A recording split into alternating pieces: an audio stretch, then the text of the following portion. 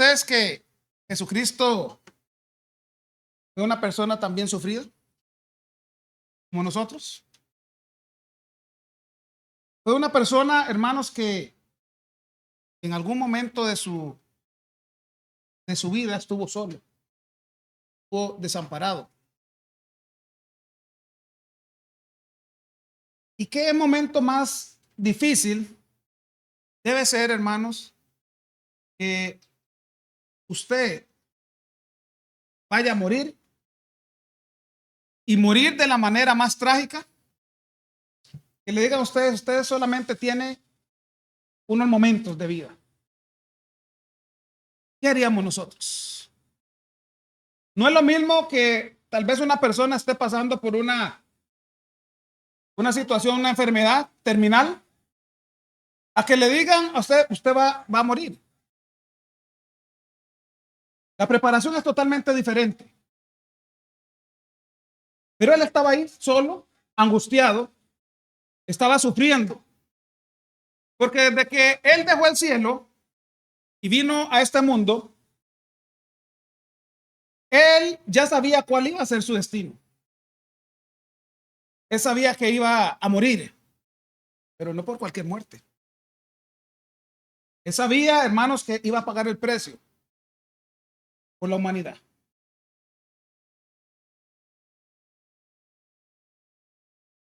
Quizá muchos decían, pero era el Hijo de Dios. Sí. Pero ¿en qué condiciones era el Hijo de Dios? Es una condición humana. Él sentía, hermanos, lo que usted y yo sentimos hoy día.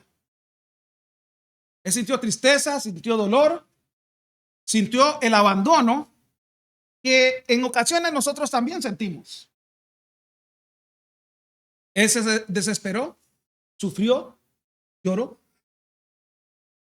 Todo lo que nosotros pudimos o podemos pasar, Jesucristo lo experimentó en carne propia. ¿Y sabe lo más importante de todo? Es por eso que Él nos entiende. Él nos entiende a la perfección y sabe por lo que nosotros estamos pasando cada día.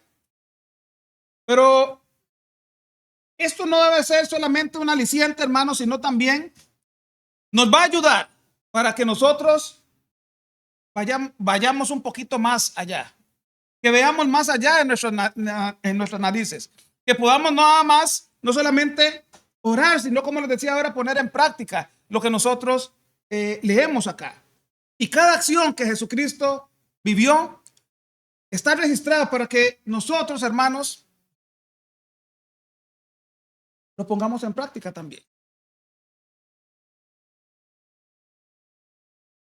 La oración. El poder del cristiano radica en la oración. ¿Y cómo duele a veces orar? No es que cuando usted ora, usted va a sentir dolor, no. Es lo que conlleva, lo que está detrás de la oración.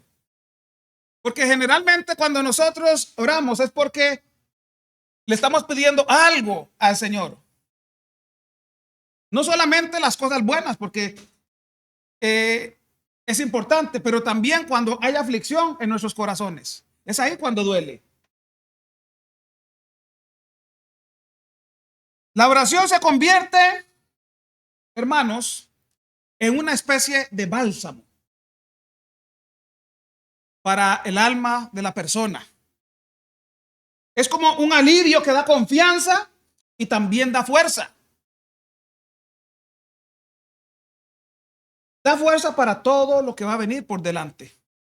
Que muchas veces, hermanos, no lo sabemos. Pero en el caso de Jesús, sí sabía lo que le esperaba. Una muerte trágica. La muerte más vergonzosa. La muerte más difícil que persona alguna haya experimentado sobre la faz de la tierra. Y estaba ahí. A pocas horas de ir a dar la vida por la humanidad. Y sabían ustedes, hermanos, que los que debimos haber estado en esa cruz éramos nosotros. Pero él dijo, no, no, no, no, no. No va a ser de esa forma. Vamos a seguir el plan perfecto que Dios había trazado. Voy a ir yo.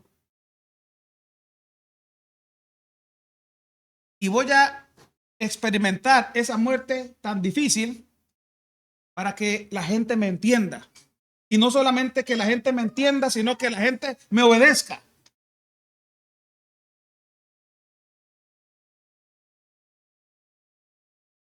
Cuando duele orar, hermanos. ¿Por qué duele tanto orar? Bueno, porque a veces pensamos que Dios no nos responde.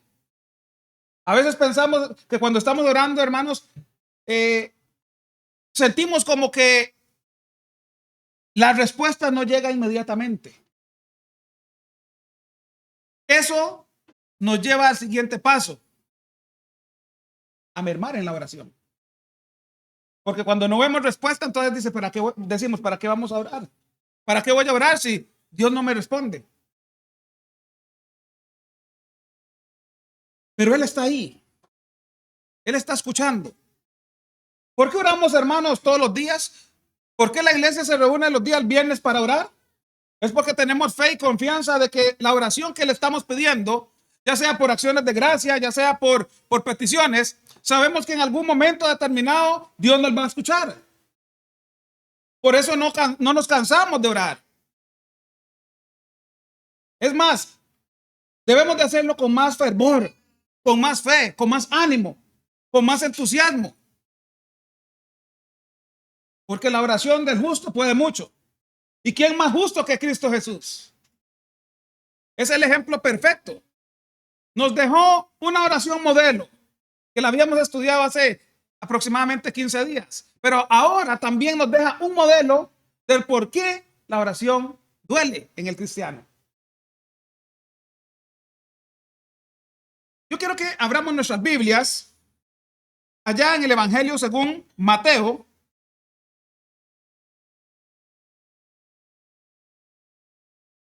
En el capítulo 26, verso 36 en adelante.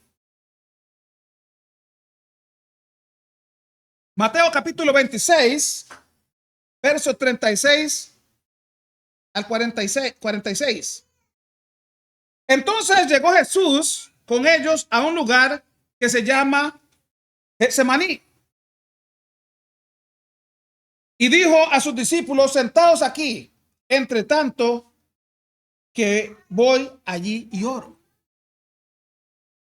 Anteriormente habíamos estudiado o notado una característica importante en Jesús, que aun cuando él estaba rodeado de personas, dice que sacaba un momento para ponerse en comunión, en contacto con el Creador. Aquí viene el ejemplo de la oración modelo también. En el momento, hermanos, en que tal vez nuestra vida está en lo más y mejor, en ese ajetreo diario, debemos de sacar un momentito, un instante. Porque ese ajetreo conlleva a que nosotros, hermanos, derrochemos algo que está matando a la sociedad hoy, que se llama el estrés. Entonces, hermanos, cuando entramos un momento en un espacio determinado en contacto con Dios, nuestras revoluciones de lo que estamos haciendo en el diario vivir baja. Entonces nos da fuerza, fortaleza para seguir adelante. En este caso, Jesús ya tenía en mente cuál iba a ser el propósito de su llegada a la tierra, de por qué él caminó acá, de por qué hizo tantos milagros. Y con todo eso, él sabía lo que le esperaba.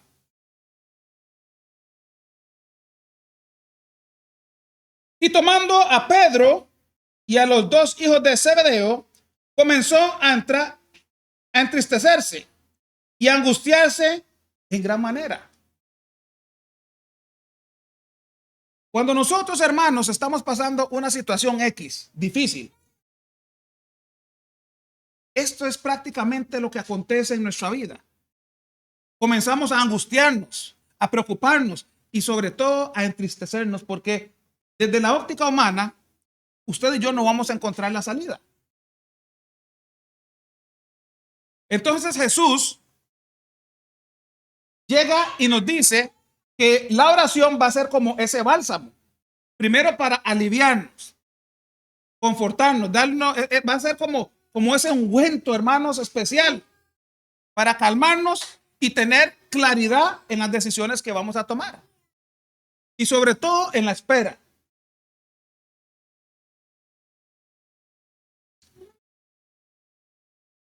Entonces Jesús les dijo, mi alma está muy triste hasta la muerte. Quedaos aquí y velad conmigo. Yendo un poco adelante, se postró sobre su rostro, orando y diciendo, Padre mío, si es posible, pasa de mí esta copa. Pero no sea como yo quiero, sino como tú. Vino luego a sus discípulos y los encontró y los halló durmiendo. Y dijo a Pedro, así que no habéis podido velar conmigo una hora. Velad y orad para que no entréis en tentación. El espíritu a la verdad está dispuesto, pero la carne es débil. Otra vez fue y oró por segunda vez, diciendo, Padre mío, no puede pasar de mí esta copa sin que yo la beba. Hágase tu voluntad. Vino otra vez y los halló durmiendo, porque los ojos de ellos estaban cargados de sueño. Y dejándolos, se fue de nuevo y oró por tercera vez diciendo las mismas palabras.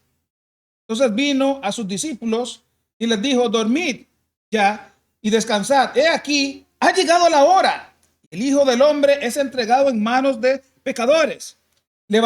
Levantaos, vamos, ved, se acerca el que me entrega. En este pasaje, hermanos, se describe la agonía de Jesús, donde a pesar de su profundo dolor y la debilidad de sus discípulos, ora para someterse a la voluntad del Padre. Qué interesante esto, ¿eh?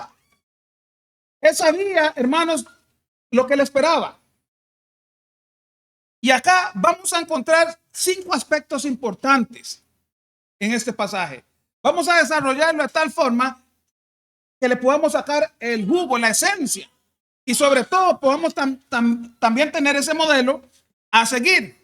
El primer aspecto que quiero hablarles según este pasaje es que vemos la humildad de Jesús. Él experimenta un dolor y una angustia que son reales, hermano. El sufrimiento y la traición que se avecina, él está experimentando eso.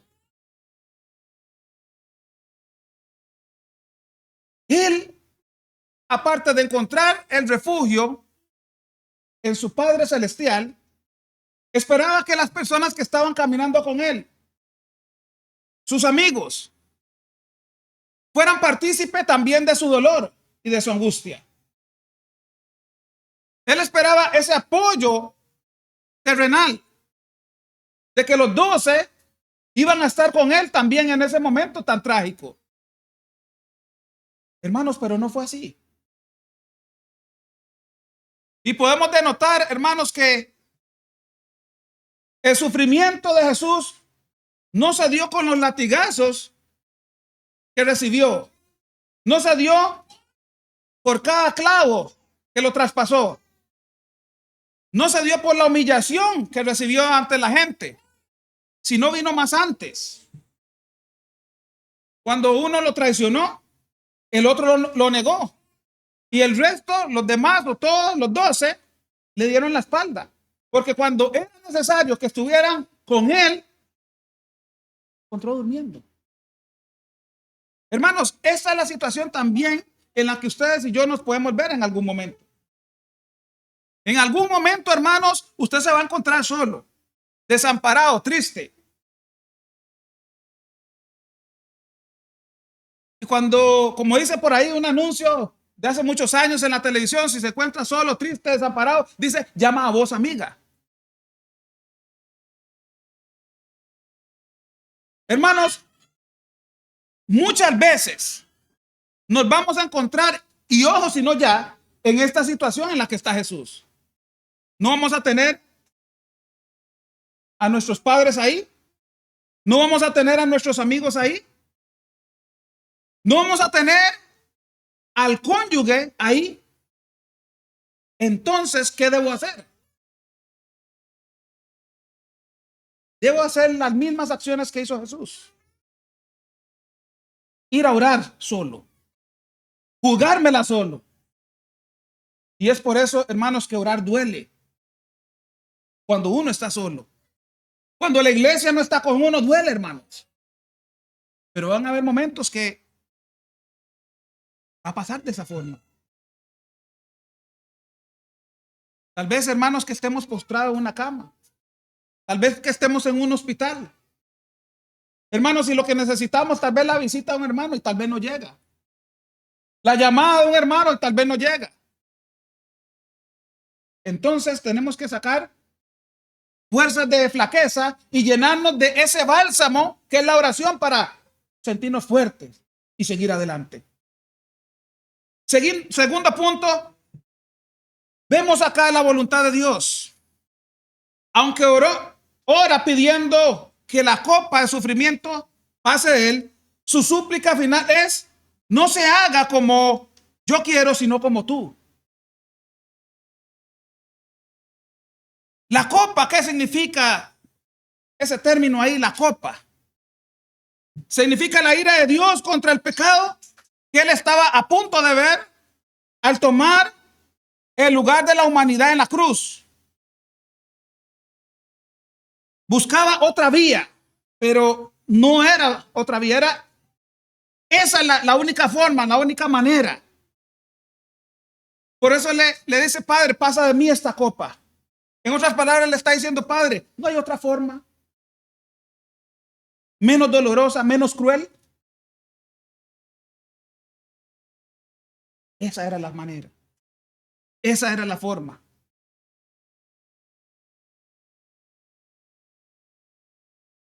Y también esto, hermano, subraya su completa sumisión a la voluntad divina.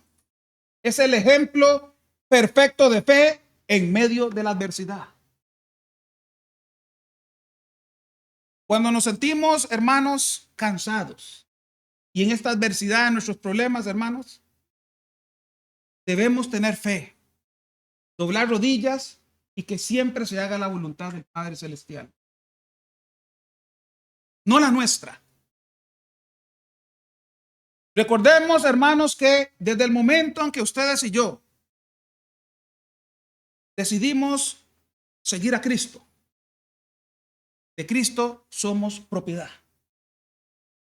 Entonces, al entender eso, cuando sabemos que ya los hilos de nuestra vida no son manejados por nosotros mismos, entendemos que necesitamos de alguien, y ese alguien es el Señor, para que pueda ayudarnos en este peregrinaje, en esta vida. Pero cuando nos sentimos fuertes y nos sentimos que ya podemos controlar todo, hay que tener mucho cuidado. Porque esa fuerza que sentimos, en la cual yo puedo ser soberbio y hacer todo por mí mismo, en algún momento va a fallar. Somos altamente 100% dependientes de lo alto. Y esa es la humildad que nosotros debemos de tener, y esa es la humildad que podemos rescatar aquí de Jesús. Pasa de mí esta copa. Padre, no hay otra posibilidad. ¿Por qué yo como cristiano a veces estoy sufriendo tanto? ¿Por qué me pasa esto? Bueno, hermanos, a lo malo que nos está pasando en nuestra vida, no nos quejemos. Simplemente veamos qué es eso bueno que está oculto en esa situación adversa para poderla aplicar, poder aplicarla en nuestra vida y poder sacar algo bueno. En Cristo, hermanos, no todo es negativo. Lo que me pasa a mí porque hay un propósito detrás de eso. Y en la Biblia hay innumerables ejemplos. Lo explicaba una vez nuestro hermano Chris, nuestro amigo Job.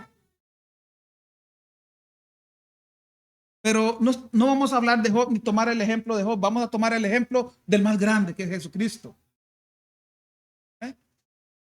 Porque Él es nuestro ejemplo perfecto. Aún en momentos de adversidad, tuvo la humildad para decirle, Padre, que se haga tu voluntad. Y esa parte también está en la oración modelo, ¿recuerda? Hágase tu voluntad aquí en la tierra como allá en los cielos.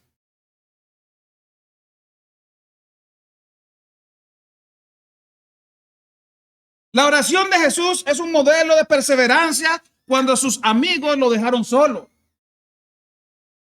Eso también tenemos que rescatarlo, experimentarlo. Hermanos, yo no puedo salvarlos a ustedes.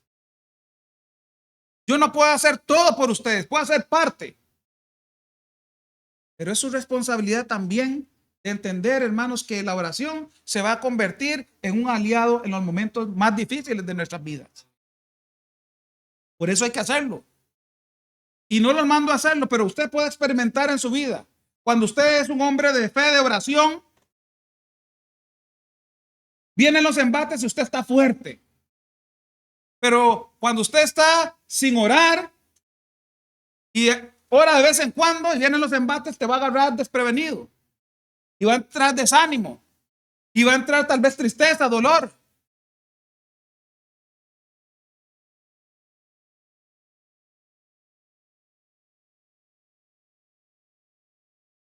El peso del pecado. Otro punto que vamos a tratar acá. En este lugar, Getsemaní, que significa prensa de aceite. ¿Por qué prensa de aceite, hermanos? Bueno, porque este lugar, Getsemaní, era un lugar que estaba lleno de árboles de olivo. Entonces, en el contexto, para poder extraer el aceite, ese fruto tenía que ser bien prensado para poder obtener todo su aceite. Y ese aceite tenía algunas características importantes, lo había mencionado nuestro hermano Chris, que lo usaban para curar a las ovejas, para darle refrescamiento, para sanarlos de los parásitos que tenía. Pero acá, hermanos, el contexto no es que estaba ahí el Señor prensado, no, sino que estaba ahí por los pecados del mundo. Tuvo mucho peso y dolor antes de su crucifixión. Dice, sudando grandes gotas de sangre. Científicamente, hermanos, está comprobado que cuando una persona está muy tensa, pero no una tensión como que usted le debe al banco y ya le van a quitar en su casa, no. Una tensión de extrema preocupación. Dice, hermanos, que los vasos capilares, es tanta la tensión de que hasta revienta. Así estaba Jesús. Por eso dice que su sudor era como gotas de sangre. No gotas de sangre, era como una comparación. Porque era tanto, hermanos, lo que estaba en sus espaldas. Hermanos, era tanta la tensión. Que es una tensión, hermanos, que yo no he leído que persona alguna pudo haber experimentado después de Jesús. Sabía lo que le esperaba.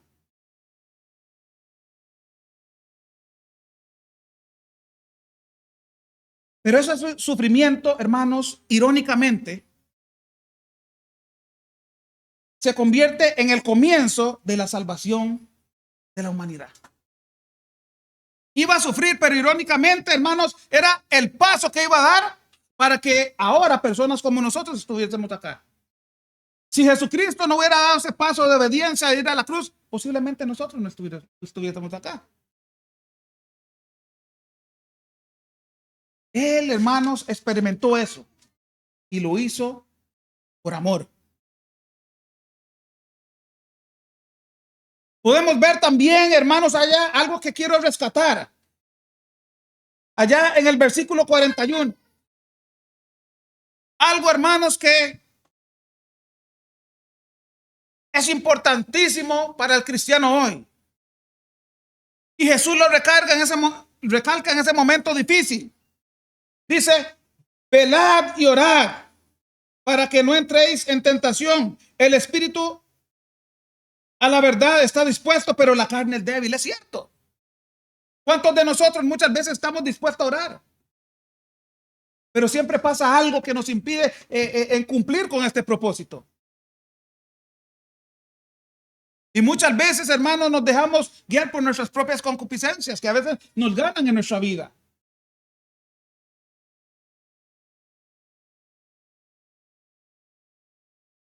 En esta seguidilla de estudios que estamos haciendo acerca de la oración, hermanos, estamos tratando de sacarle la esencia, ir más allá de solamente un acto. Ver, hermanos, que hay un modelo, de que hay un patrón que nosotros debemos de seguir para hacerlo constantemente. Hay un patrón, hay un modelo que es Cristo, que nos invita, hermanos, a estar doblando rodillas, de estar no hablando con Dios, no, sino entrar en comunión con Él. La iglesia, hermanos, siempre decimos todos los domingos, la iglesia debe estar preparada porque en cualquier momento viene el Señor. Y parte de la preparación es que la iglesia comience a orar con fervor, que pongamos en práctica esto. Que seamos hombres y mujeres, hermanos, dispuestos a todos los días tener esa humildad y ese carácter para poder decirle al Señor, heme aquí. Aquí estoy. En este momento que estoy laborando. En ese momento que realmente me siento ocupado, voy a disponerme, voy a alejarme del bullicio, de la gente, de las computadoras, de los celulares, del internet, de todo eso, y voy a dedicarte 5 minutos. No es que usted tiene que agarrar 1 hora un día. No es la cantidad, sino la calidad. También eso nos enseña el Señor.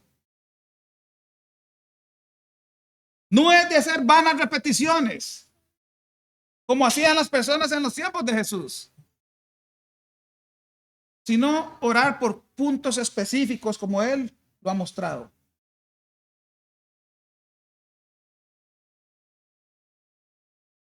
Jesús nos enseña sobre la importancia de vigilar, de estar vigilantes. Nos enseña que en estos tiempos tan difíciles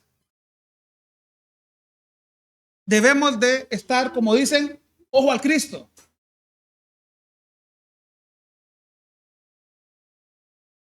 Acá en este barrio de los más tranquilos que podemos ver acá en Ciudad Quesada. Ustedes de que entran, hermanos, pueden encontrar un letrero que dice comunidad organizada. Y usted ve, hermanos, cada persona en su propiedad tiene una cámara de vigilancia para ver cómo acontecen las cosas cuando las personas no están. Similarmente, nosotros, hermanos, debemos de ser una comunidad de esas. No necesitamos esas cámaras, porque la cámara principal está allá arriba. Tiene buena resolución, por cierto. Y ve hasta lo que el ojo humano no ve.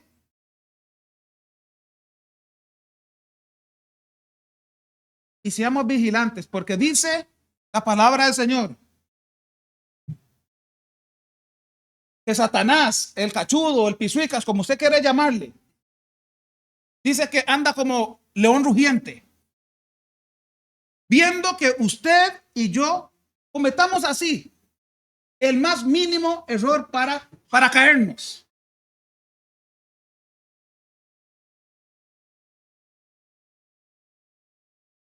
Hace unos días estaba viendo un programa allá del Reino Unido. Y me llamó poderosamente la atención de que en la entrada del palacio de Buckingham, bueno, es ahí donde está la reina, bueno, está Cabelita. Los, los guardas ahí, los guardias que están ahí, están de pie no sé cuántas horas, pero esos guardas no pestañean. Y pasa la gente y les pueden hacer muecas o lo que sea, y ahí están firmes, porque están vigilantes. Pero si acontece algo, son los primeros en defender Pórtico ahí. Son los primeros. Pero usted los ve quietos, parecen estatuas. Parecen esos muñequitos que usted ve. Pero son los primeros en arriesgar su vida para cuidar ese lugar. Por eso están ahí. El cristiano de la misma forma, hermanos, debe ser un hombre o una mujer vigilante 24/7. Aun cuando estamos durmiendo. Por eso le pedimos al Señor que mientras descansamos, que Él se encargue de todo. Pero muchos están durmiendo con un ojo abierto y con otro cerrado, porque no confían ni en las cámaras.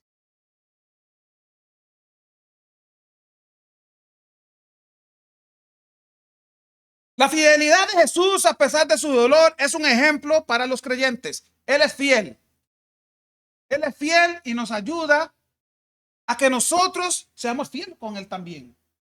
Cuando usted deja de orar, usted se está convirtiendo en la persona más infiel de esta vida, porque estás confiando en tus propias fuerzas y no en las fuerzas del Señor. Y ya ahí vamos perdiendo 1-0 el partido. ¿Qué podemos rescatar, hermanos, de este contexto ahí en Getsemaní?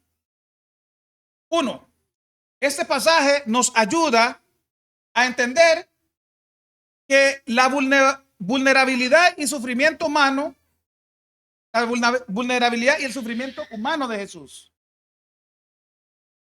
Él estaba en condición humana como estamos nosotros hoy. Estaba siendo vulnerable al sufrimiento, a la agonía, a la angustia. Así como nosotros estamos a veces vulnerables también. Podemos rescatar también su perfecta obediencia a la voluntad de Dios, incluso ante el dolor más intenso.